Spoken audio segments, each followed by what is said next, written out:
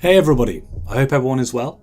If you're new to the channel, my name is Barong Badge and I'm a mental health YouTuber where I make videos on millennial life, tips for your mental health, and often use video games as potent metaphors for our minds. So today's episode is about the winter blues. It's early March, the sun still has a way to rise and everything is snowy. The cold, the grey, and most importantly the lack of sunlight hours can lead many people to feel quite down at this time of year. I often tell my mates and family that I feel like Persephone. No, not that I feel like a girl and I'm now undergoing surgery, but that I felt like she felt. Persephone is a great and tragic figure from Greek mythology. She was the daughter of Demeter, the goddess of the harvest. Persephone was incredibly beautiful and all the gods fell for her. Her mother was very protective, in fact, and hid her in the countryside. I quote from Stephen Fry's Mythos. Very much her mother's daughter, flowers and pretty growing things were her greatest source of joy. Now I'm not saying I feel like her because of my love of daffodils, but we're getting to the connection soon. Erupting out of the side of a hill on a mighty chariot, the god of the underworld Hades kidnaps her and drags her back beneath the ground to his lair. Months pass without a word from her and Demeter despairs, for her love of her is so strong that she feels lost and empty. The grass starts to wither and the trees lose their leaves. Eventually word is heard of her and the king of the gods Zeus darts down to Hades, named after its ruler, and demands Hades to return Persephone. Hades submits and asks for one more day with Persephone. Now what I really like about this story, and particularly the way that Fry narrates it, is that Hades is slightly villainous, but that's only because of his deep and potent love for Persephone. "My dear," he said with a gentleness that would have astonished anyone who knew him, "Zeus has prevailed upon me to send you back into the world of light." But before she goes, he offers her some pomegranate seeds. She plucks 6 from his hand and nibbles on them. The next day when Hermes arrives to bring Persephone home, Hades' cunning is revealed. "Persephone has eaten fruit from my kingdom. It is ordained that all who have tasted the fruit of hell must return. She has tasted 6 pomegranate seeds, so she must come back to me for 6 months of every year." Hermes bowed. He knew that this was so. And when Demeter saw her daughter once again, the world bloomed in accordance. The flowers sprung from the earth and the harvest was sweet and bountiful. But after 6 months, Persephone had to return to the realm of Hades, and Demeter's anguish returned. The leaves fell and cold crept across the land. Thus the seasons were born. The myth is about the cycle of life and decay, of renewal and death, but to me I can only feel how Persephone must have felt. When winter ends and she bounces forth into the sunlight, the long days, the warm breeze and the energy of life flooding back into her. The feeling of hope and health and joy and laughter. And that terrible sinking feeling that strikes at the well of her gut as she sees that first leaf slowly tumble down to the ground. I feel that same despair and dread when the clocks go back, for I predict, rather unhelpfully, that I too will slip and fall into a dark and black space, that I too will wait in the cold, in a hushed silence, waiting to hear the spring robin chirp. Then there's that frustration that gnaws at you, that everything is as it always was, but just a duller shade. A shade of grey. That's why it's called the winter blues. But enough of my similes. Is this an actual thing, an actual mental debilitation, or just an excuse to feel down and sorry for oneself? Well, of course it's a real thing! Seasonal affective disorder. Or SAD, appropriate acronym, or called winter depression. It's hard to know if you're going through SAD or just having a patch of depression, so apart from feeling a bit sad, what are the symptoms? Okay, well here's a couple. You may have one or two of them. Your energy is low and you sleep more than usual.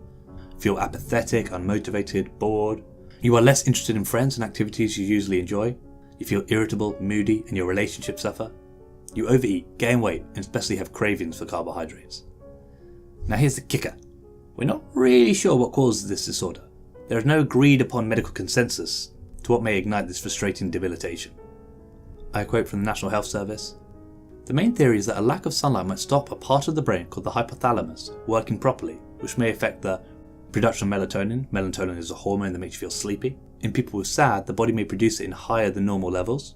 Production of serotonin. Serotonin is a hormone that affects your mood, appetite and sleep. A lack of sunlight may lead to lower serotonin levels, which is linked to feelings of depression." Body's internal clock. Circadian rhythm. Your body uses sunlight to time various important functions, such as when you wake up, so lower light levels during the winter may disrupt your body clock and lead to symptoms of SAD. This is a quote from a spokesperson for the mental health charity Mind. "Most scientists believe that the problem is related to the way the body responds to daylight.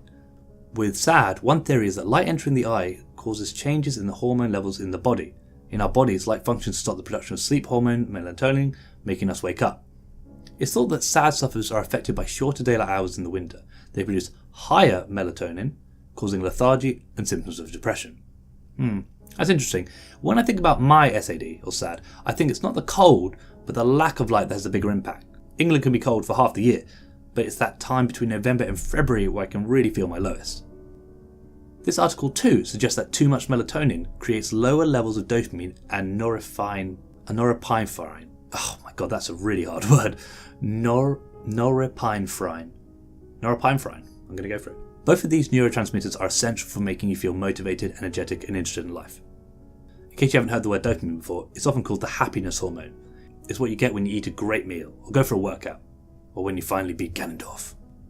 But worry not, for despite not 100% knowing what triggers it, there are some really cool and practical suggestions. There are lifestyle therapies and light therapy. So for lifestyle therapies, this is about changing up your day-to-day to keep the winter dog at bay. Regular exercise is a great start. Check out my mentally fit videos because I try and balance video games fitness in that series. Even just 10 minutes a day can really get that dopamine pumping and help lift your mood. And I know it's a bitch to do when it's freezing outdoors, but a little goes a long way. So don't stay indoors by the fire for too long. Not only this, but getting as much sunlight as possible. Maybe get off a bus stop early and walk to work. Or make sure you spend at least a few hours of your weekend outdoors, in the park or in town.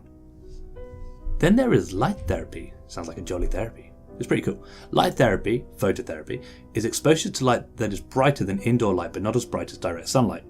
So I've recently bought a Lightbox alarm clock. Before the alarm goes off, it slowly gets brighter without waking me up. And as the alarm goes off, I awake to a bright room. This supposedly makes up for the loss of sunlight in the wintertime, and not only that, but resets your internal clock. So we are pumping out that juicy serotonin. I have to say there may be a few side effects of using this lamp. I haven't had any of these, but I have to include these anyway. And they include eye strain or visible disturbances, headaches, agitation or feeling wired, nausea and sweating. But the therapy is very safe and you can relieve yourself of any of these symptoms just by spending less time in front of the light. And how's the Lightbox work for me? The honest answer is I've only had it 2 weeks, so I can't say for certain if it's helped my SAD. What I can honestly say is that surprisingly, I've woken up feeling a lot more fresh than normal. Often I can wake up feeling groggy and lethargic, but I'm waking up feeling like I'm ready to start the day. Still don't want to always start the day, but getting that kickstart out of bed has honestly become a great deal easier. I'm definitely going to keep using it. So guys, I want to wrap up this video with the end of Persephone's story. It's kind of fitting to the situation. For though winter is almost over, it will, naturally, be back again. Are we forever destined to worry and anger at that approaching time? Well, no. Maybe we'll learn to accept it and embrace it as part of our natural cycle. Like the spring and the summer, maybe we too will say to autumn and winter, "Oh, here you are, good friends. How have you been?" Can we find that acceptance within ourselves and simply accept things as they are? I'll leave you with Stephen Fry's quote. As for Persephone herself, well, it seems that she grew to love her time below as much as her time above. For 6 months she was no prisoner in Hades, but the contented queen of the underworld, a loving consort who held imperial sway over the dominion of death with her husband. And for the other 6 months, she reverted to the laughing chorus of fertility, flowers, fruit, and frolic. The world had found a new rhythm.